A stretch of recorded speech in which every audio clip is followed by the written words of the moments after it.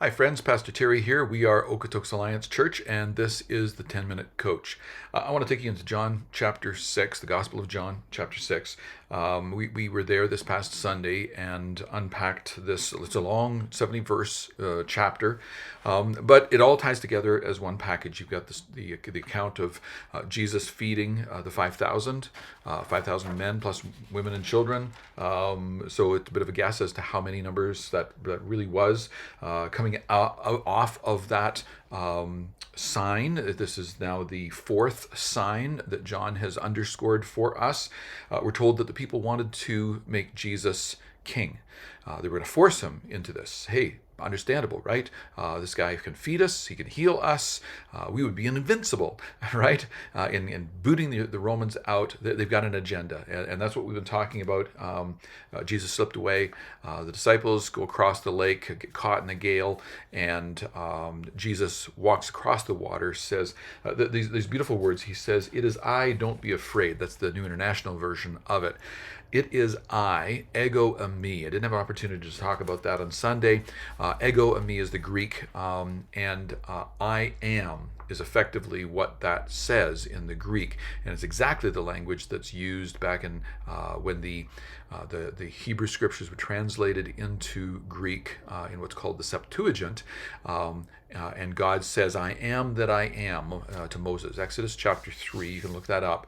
Who do I tell the people you are? I am that I am. Tell them the I am has sent you.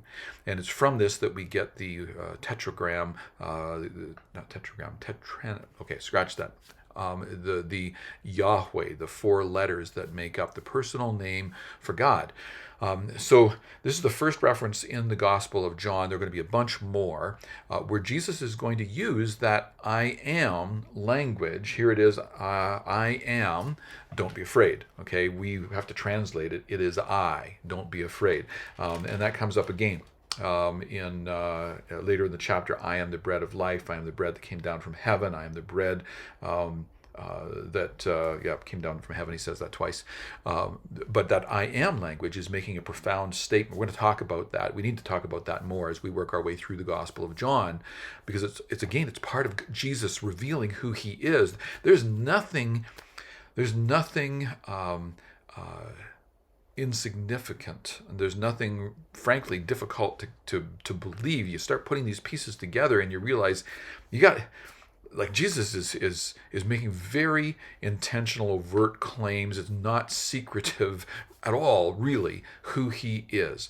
And the people ought to be believing that. And that's really been the challenge of the message this past Sunday. Will you believe? Do you believe? Jesus walked on the water. These aren't just about the spectacle of Jesus feeding a bunch of people or Jesus walking on water. We begin to realize there's a recreating of the history of Israel that's going on here.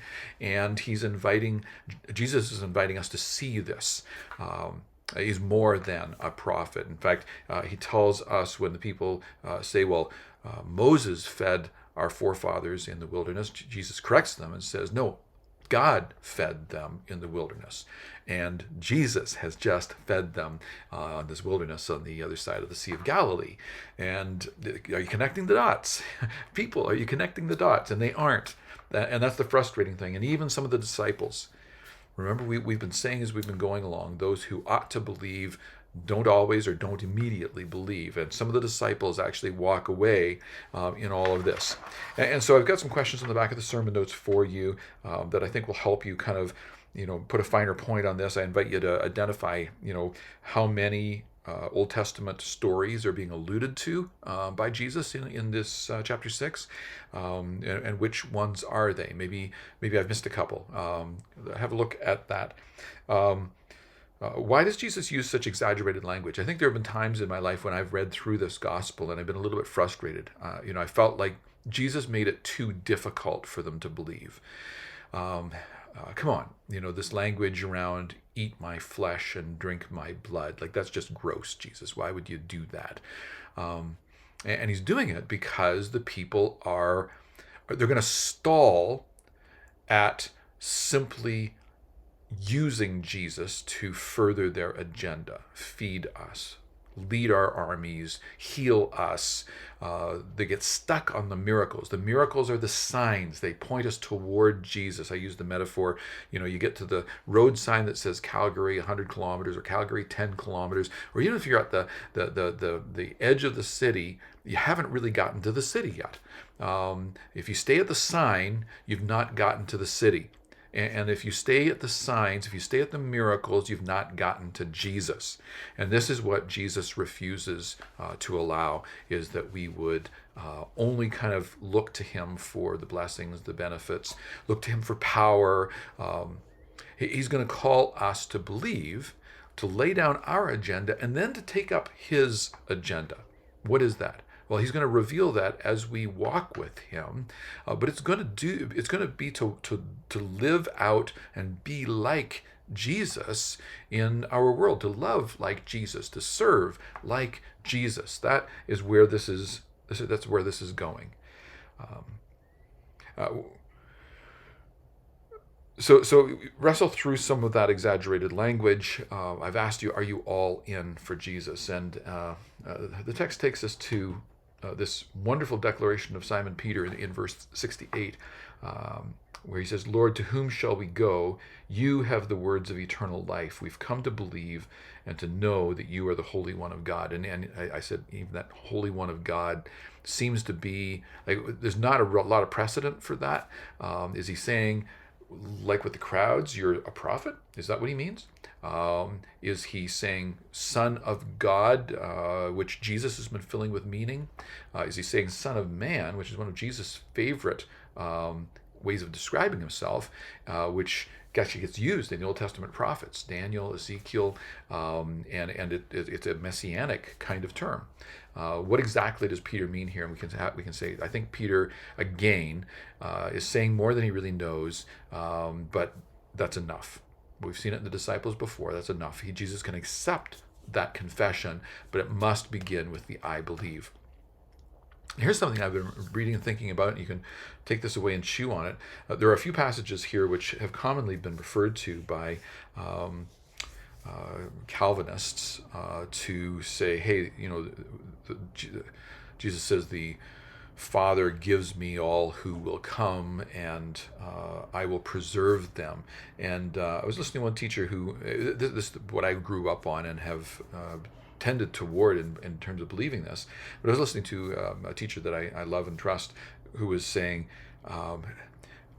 that's really not what Jesus is talking about here. It's really not what John's talking about here either. He's not talking about predestination or eternal security. He's talking about, you have to take it from the context, and the context is this demonstration that Jesus is Lord of all of history. Last Sunday we talked about the fact that in this identifying of himself with the Father, Jesus is saying, I was there. We've already heard that from John, that he was there in creation. He's been there throughout history. He's recreating the Hebrew history, Jewish history now, walking through these and saying, identifying himself as the one who has authority in these, over all of these. He is the one who has been working through history, preserving those who would believe and carrying them forward. And so we carry responsibility to believe. This is not a declaration that, some are in, some are out by God's providential declaration. It's a declaration that God will preserve and carry us forward. Maybe seems a little bit subtle, but I think sometimes we've ended up kind of on hobby horses that don't need to be there. I mention it in case you're leading your small group and somebody wants to bring it up. Look at the historical context. What exactly is John talking about here? What's Jesus talking about here? And carry that forward into some of our interpretive understandings, and avoid getting onto hobby horses. This is all about inviting people to believe, inviting them to believe in who Jesus is, and to lay down our agendas and to take up his agenda, and to allow him to set the direction for our lives, even when it confuses us, even when we say, but I don't want it to go that way, or I don't want it to look like this. And we say, Jesus, I'm willing to trust you. Will you take me by the hand and lead me where you want me to go? I'm going to leave it there. Thank you for joining me. I'm Pastor Terry Lee. We are Okotoks Alliance Church, and this has been the 10-Minute Coach. Bless you, and bye for now.